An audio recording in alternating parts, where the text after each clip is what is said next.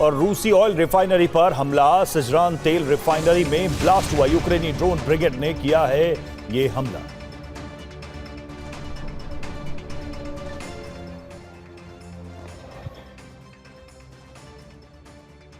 Expert मान रहे हैं कि वार्ता नाकाम होने के बाद से युद्ध और भड़क सकता है, क्योंकि यूक्रेन को खुफिया खबर मिली है कि रूस बड़ी जंग की तैयारी में है। सेना भर्ती का अभियान चलाया जा रहा है और हथियारों का प्रोडक्शन भी तेज है।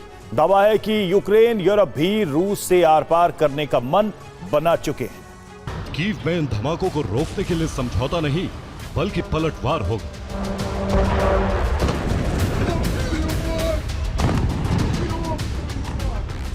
रूसी ड्रोन से हो रही तबाही को रोकने के लिए ज़ेलेंस्की रूस की शर्तों के सामने झुकने की बजाय सीना तान कर मुकाबला करेंगे।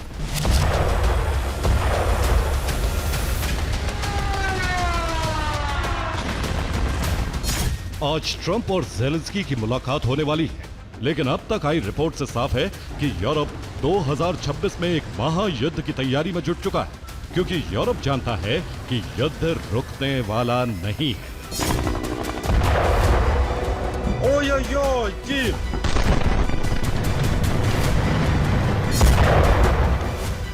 आज की वार्ता या उसके बाद क्या होने वाला है, इसका संकेत यूक्रेन से फिर मिला है। यूक्रेन के खुफिया प्रमुख बुदानोव ने साफ कर दिया है कि रूस को 1 इंच जमीन भी नहीं दी जाएगी।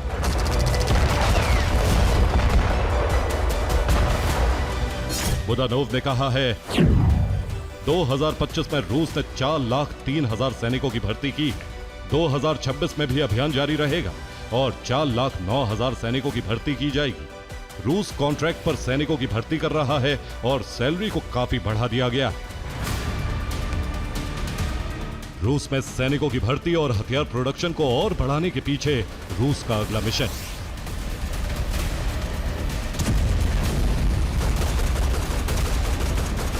सैनिकों की संख्या बढ़ाने के साथ ही मिसाइलों का प्रोडक्शन डबल किया जा रहा है।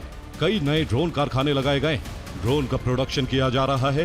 बुदानोव के मुताबिक रूस यूरोप से युद्ध लड़ने की तैयारी कर रहा है। रूस यूक्रेन में सिर्फ डोनबास पर कब्जा नहीं करेगा, रूस का मकसद ज़ैपोरिज़िया पर कब्जा करना भी है।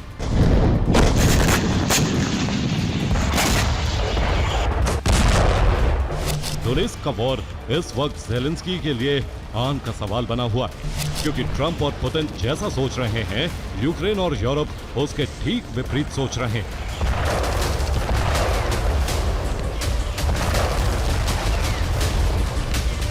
ईयू चीफ ने कहा यूरोप यूक्रेन के साथ है और मॉस्को से मुकाबला किया जाएगा।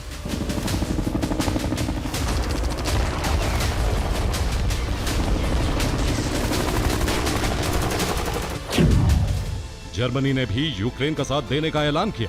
पोलैंड ने भी कहा कि रूस को यूरोप में तबाही नहीं मचाने दी। कनाडा ने भी यूक्रेन को मदद का भरोसा दिया है।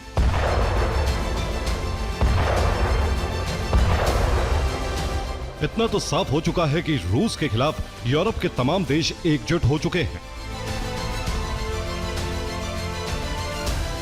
ऐसे में क्या हो सकता है, एक्सपर्ट्स इसका अंदाजा लगा रहे हैं। एक रिपोर्ट यह भी है कि यूरोप किसी भी कीमत पर अमेरिका के आगे झुकने वाला नहीं है और इसके लिए दुनिया के सबसे घातक हथियार का इस्तेमाल हो सकता है।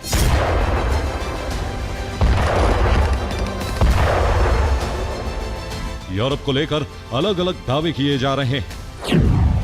पहला ये कि यूरोप यूक्रेन के साथ नाइंसाफी नहीं होने देगा। यूरोप ट्रंप के खिलाफ जाकर बड़े फैसले ले सकता है। यूरोप रूस से आर पार की लड़ाई लड़ने की तैयारी कर रहा है।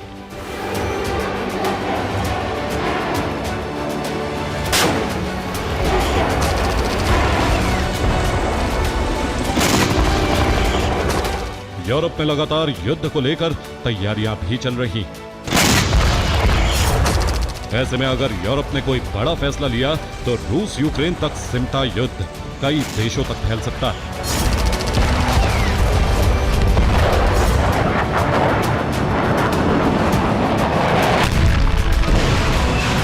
आपको दिखाते हैं कि रूस का बदला लेने का अभियान कैसे और कहां से शुरू हो सकता है और यूक्रेन से शुरू हुए जंग का विस्तार कहां तक हो सकता है। रूस का पहला टारगेट बाल्टिक देश बन सकते हैं, जिसमें लिथुआनिया, लातविया और एस्टोनिया को निशाना बनाया जा सकता है। इसके साथ ही रूस के हमले का दायरा और बड़ा होकर नॉर्डिक देशों तक पहुंच सकता है। रूस के हमले का खतरा नॉर्वे, फिनलैंड, स्वीडन तक को है। रूस का तीसरा टारगेट पोलैंड, रोमानिया और डेनमार्क जैसे देश भी हो सकते हैं। लेकिन बड़े देशों से बदला लेने के लिए युद्ध का दायरा ब्रिटेन, फ्रांस और जर्मनी तक फैल सकता है, क्योंकि इन देशों ने यूक्रेन को हथियार की सप्लाई की है।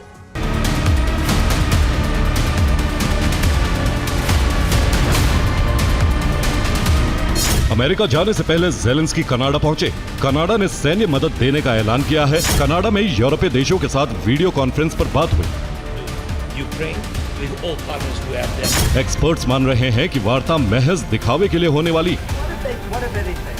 ज़ेलेंस्की ने पुतिन को भड़काने वाला एक और काम किया है।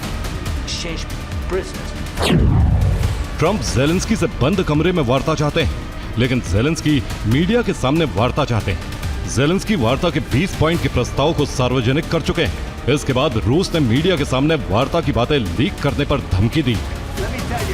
अब ज़ेलेंस्की ने मीडिया कैमरों के बीच वार्ता करने का प्रस्ताव रखा, जिससे रूस का भड़कना तय है। ज़ेलेंस्की ट्रंप से वार्ता करने से पहले या बाद में भी मीडिया को सारी बातें बता सकते हैं। ज़ेलेंस्की अपनी मांगे दुनिया को बता चुके हैं और ट्रंप रूस की शर्तों को लेकर ज़ेलेंस्की से चर्चा करने वाले हैं। ज़ेलेंस्की नहीं माने और अड़े रहे तो इसका परिणाम यही हो सकता है कि ट्रंप खुद को इस वार्ता से दूर कर सकते हैं। अगर वार्ता कामयाब नहीं हुई तो रूस से सटे सभी इलाकों पर कब्जे का अभियान शुरू हो सकता है। रूस का टारगेट पहले से फिक्स है।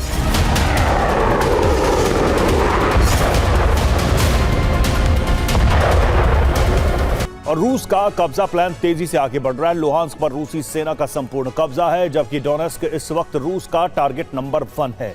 खार्किव पर भी कब्जे की कोशिश की जा रही है, इसे भी रूस ने टारगेट पर रखा है। सूमी भी रूस के टारगेट पर, यह तीसरा रूस का टारगेट माना जा रहा है। उधर चेर्निहिव तक रूसी सेना कब्जे की कोशिश में है, लेकिन यूक्रेनी सेना के प्रमुख का दावा है कि ज़पोरिजिया भी अब रूस का टारगेट बन चुका है, इसलिए यहां बैलिस्टिक मिसाइलों से हमले की शुरुआत हो गई है। पुतिन इसी विस्तार प्लान को आगे बढ़ा सकते हैं। यूक्रेन के पूर्वी इलाके पर रूस का पूरा कब्जा हो जाए, यही कोशिश है। इस तरह से यूक्रेन का बॉर्डर रूस की सीमा से बहुत दूर भी हो जाएगा। अब रूस इस पूरे इलाके पर कब्जे की कोशिश में है। रूस के टारगेट पर अब ओडेसा भी।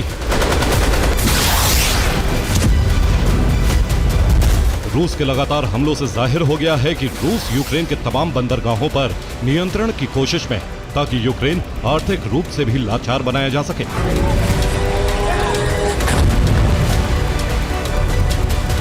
यूरोप यूक्रेन की मदद कर रहा है और यूरोप के ज़पोरिजिया पावर प्लांट बेहद अहम है। यूरोप कभी नहीं चाहेगा कि न्यूक्लियर पावर प्लांट रूस के नियंत्रण में हो।